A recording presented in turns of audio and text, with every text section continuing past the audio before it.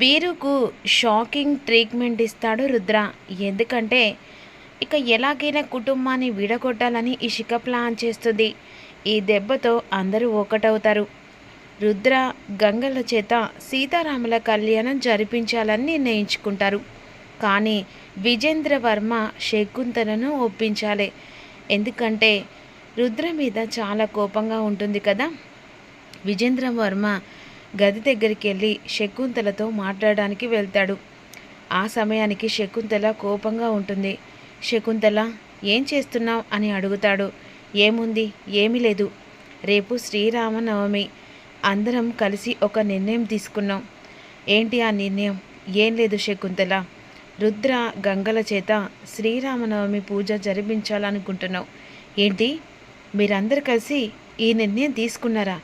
అవును శకుంతల, ఎందుకంటే వాళ్ళిద్దరి చేత ఈ కళ్యాణం జరిపించాలనుకుంటున్నాను. అంటే మీ నిర్ణయం మీరు చెప్పారు కదా, ఇంట్లో వాళ్ళు కూడా సరే అన్నారా? అందరూ సరే అన్నారు శకుంతల. ఇప్పుడు నువ్వు మాత్రమే ఒప్పుకోవాలి. నేను ఒప్పుకోను. అయినా నా కొడుకును చంపిన రుద్ర సీతారాముల కళ్యాణం జరిపిస్తానంటే సరే అని చెప్పేసి నేను ఎలా ఒప్పుకుంటాను? నువ్వు పొరపాటు పడుతున్నావు.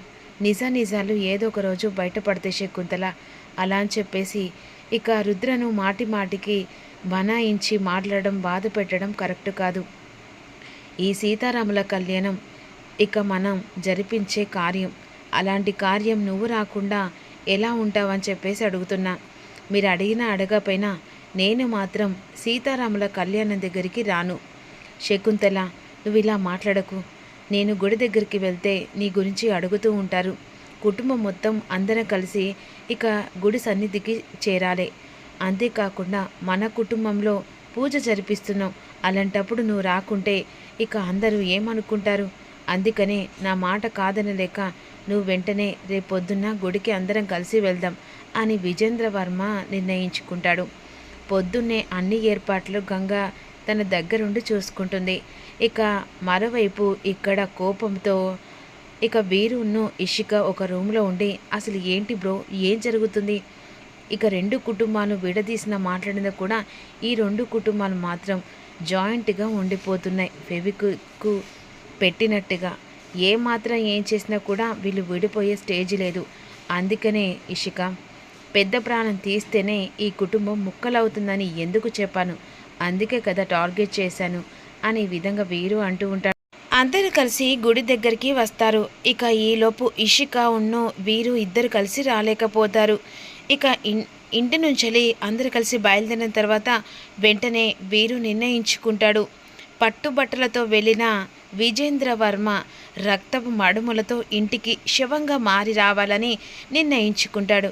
ఈలోపు అందరు కలిసి గుడి దగ్గరికి వచ్చిన తర్వాత బుంగమూతి పెట్టి అలిగినట్టుగా ఉంటుంది శకుంతలను చూసి అప్పుడు వెంటనే విజేంద్రవర్మ, స్వామి సన్నిధికి వచ్చాము కాబట్టి సంతోషంగా ఉండాలి శకుంతల అని అంటుండగా, మీరు అనుకున్నది అయింది కాబట్టి మీరు సంతోషంగా ఉండాలి, నేనెందుకుంటాను అని చెప్పేసి ఈ విధంగా శకుంతల కోపంగా అంటుంది. మరి నేను చేస్తే సంతోషపడతావా అనేసరికి, అపచారం ఏంటా మాటలు అని శకుంతల అంటుంది. మరి గుడి దగ్గరికి వచ్చిన తర్వాత కళ్యాణ వేడుకలు మనం స్వయంగా జరిపిస్తున్నాం. అలాంటప్పుడు నువ్వు ఇలా ఉంటే ఇక ఆ మాటే కదా వచ్చేది అనేసరికి కాస్త ఆందోళన పడుతూ ఉంటుంది. గుడిలోకి అందరు కలిసి వస్తారు. ఈలోపు ఇక గుడి చుట్టూ ప్రదక్షిణలు చేసి గుడి దగ్గర వెళ్ళి వెంటనే ఇక కొబ్బరికాయ కొట్టాలని చెప్పేసి అనుకుంటున్నాడు. కానీ ఆ సమయంలో వెంటనే రుద్ర గంగల చేత శ్రీరాముల కళ్యాణం జరిపిస్తారు. సంతోషంగా పూజ కూడా జరిగిపోతుంది. ఇక వెంటనే ఇషిక ఉన్ను వీరిద్దరు కలిసి విజేంద్రవర్మను చంపడానికి రౌడీకి ఫోన్ చేసి విషయం చెప్తాడు. అక్కడ పట్టుబట్టలతో ఉన్న విజేంద్రవర్మ చావుతో తిరిగి ఇంట్లో అడుగు పెట్టాలన్నట్టు రౌడీకి ఫోన్లో చెప్తాడు. ఈలోపు వెంటనే ఇక సీతారాముల కళ్యాణం అటు రుద్ర గంగల చేతుల మీద జరిగిన తర్వాత కొబ్బరికాయలు కొడదామని మనస్ఫూర్తిగా మీరు అనుకున్నది నెరవేరాలని ఇక కోరుకొని కొట్టండి సార్ కొబ్బరికాయ అన్న తర్వాత అప్పుడు వెంటనే రుద్ర మొక్కుకొని కొబ్బరికాయ కొట్టిన తర్వాత కొబ్బరికాయ మొత్తం కుళ్ళిపోతుంది. వెంటనే అది చూసి రుద్ర ఉన్ను గంగ షాక్ అయిపోతారు. ఇక కాస్త ఆందోళన పడిపోతూ ఉంటాడు రుద్ర. లోపు వీరు పంపించిన రౌడీ ఇక గుళ్ళోకి ఎంటర్ అవుతాడు. ఇక విజేంద్ర వర్మ పెద్దవాళ్ళతో మాట్లాడుతూ ఉంటాడు. అంటే అక్కడున్న ఇక కమిటీ వాళ్ళతో మాట్లాడుతూ ఉంటాడు. ఇక ఆ రౌడీ వెంటనే విజేంద్ర వర్మను టార్గెట్ చేస్తాడు. వీరు ఫోన్ చేస్తాడు. టార్గెట్ రెడీయా అంటుండగా రెడీ సార్ అని చెప్పేసి ఈ విధంగా అంటాడు. విజేంద్ర వర్మ అక్కడున్న కమిటీ వాళ్ళతో మాట్లాడుతుండగా వెనక నుంచి రౌడీ కత్తి పట్టుకొని విజేంద్ర వర్మ వెనకాల వస్తూ ఉండగా ఈలోపు రుద్ర వెంటనే అది గమనిస్తాడు. ఒక్క నిమిషంలో విజేంద్ర వర్మను ఆ రౌడీ కత్తితో పొడవబోతుండగా వెనుక నుంచి చూసిన ఇక రుద్ర ఒక్కసారిగా ఆ రౌడీని వెనక్కి లాక్కెళ్ళి ఇక ఒక్కసారి చితక బాదిన తర్వాత ఆ రౌడీ అక్కడే పడిపోతాడు.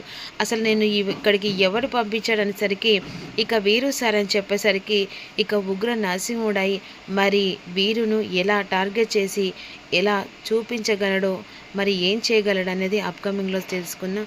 Don't miss you. Thank you so much.